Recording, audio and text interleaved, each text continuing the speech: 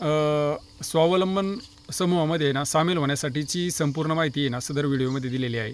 सदर व्हिडिओ काय होतं लई मोठा झाला ना तो ग्रुपवर फॉरवर्ड करता येत नाही म्हणून यूट्यूबला टाकला आहे। चॅनलवरती तो सगळीकडे फास्टमध्ये फॉरवर्ड करता येतो।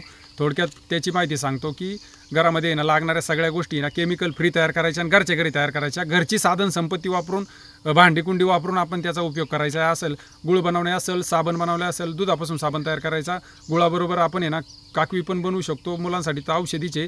त्याच्याबरोबर आहे ना आपण अगदी सोपं जाम तयार करू शकतो, गुळाची पावडर पण तयार करू शकतो, गुळापासून चिक्की तयार करू शकतो, दुधाचे साबण तयार करू शकतो, कपड्याचे साबण तयार करू शकतो, कपड्याचे भांडी धुण्याचे केमिकल तयार करू शकतो, सगळ्या गोष्टी ना तयार करू शकतो। बाजारात हे ना सगळे भेटतंय पण केमिकलचं भेटतंय, त्याच्यामध्ये ना काही दम नाही आहे। आपल्या शरीराला ते टच झालं तरी ना ते आपल्या आरोग्याला घातक करते।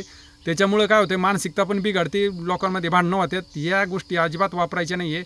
औषधी असतील ना, औषधी बघा त्रिफला आहे, त्रिकुटा आहे, या गोष्टी आपण तयार करू शकतो, नस्य तयार करू शकतो, अमृतधारा तयार करू शकतो। आणि या गोष्टी आहे ना घरच्या घरी वापरून ना आपण डॉक्टर पण जायची गरज नाही। डॉक्टरच्या गोळ्या खाऊन खाऊन लोकांना डायबिटीज झाले, कॅन्सर झाले, ते लोक संपून गेले, परंतु ना डॉक्टर व्यवस्थेला आपल्या पर्याय व्यवस्था नाही। आयुर्वेद अशी एक व्यवस्था आहे की ना डॉक्टर व्यवस्थेला ती पर्याय व्यवस्था आहे, परंतु ना आयुर्वेद आहे ना पाठीमागं पडत गेला, त्याचा वापर नाही केल्यामुळे त्याच्यामध्ये ना संशोधन नाही झालं।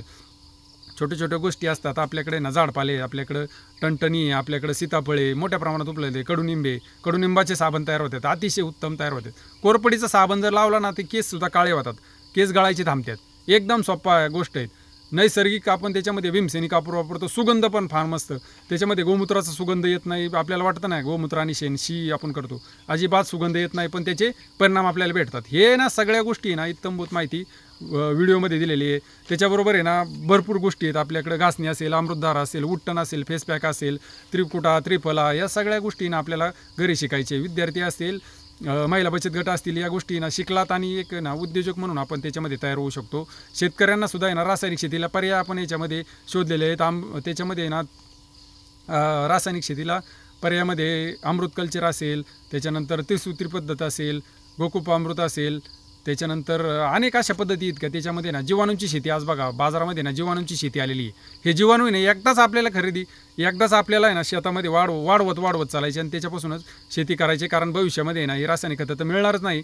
आणि त्याचा आहे ना आपल्या सगळ्यांना माहीत झालेलं आहे, शरीराचं पण वाटोळ झालं, मातीचं पण वाटोळ झालं आणि आपल्या गायचं पण वाटोळ झालं, त्याचा काही उपयोग नाही आहे। त्याच्यामुळं विद्यार्थी असेल, त्याच्यानंतर उद्योजक ज्यांना बनायचं असेल, त्यांनी सगळ्यांनी याच्यामध्ये सामील व्हा। अगदी चुन्यापासून कुंकुवापासून बघा, आता कुंकू लावले ना, कुंकू काय करतं, पोषण करतं, भरण करतं, पुरण करतं। पुरण हा आयुर्वेदामधला शब्द आहे। पुरण काय करतं, पुरणाची पोळी खाल्ली तर आपल्याला तृप्त वाटतं ना, तसं आहे ना हे ना पुरण करते बघा कुंकू। महिलांसाठी गोल आहे, पुरुषांसाठी उभा नाम आहे।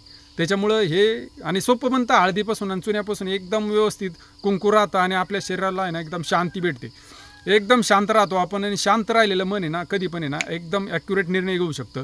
निर्णय क्षमता चुकली ना आपल्या बघा कुटुंबावर एखादी निर्णय क्षमता चुकू द्या, मुख्य व्यक्तीकडून घर पण नाराज होतं आणि घर तर डुबलं जातं। एक पेशंट दवाखान्यामध्ये अडकला, आपला 8-10 लाख रुपये त्याच्यामध्ये घालवले ना, अख्ख्या आपल्या आयुष्याची कमाई त्याच्यामध्ये बर्बाद होते।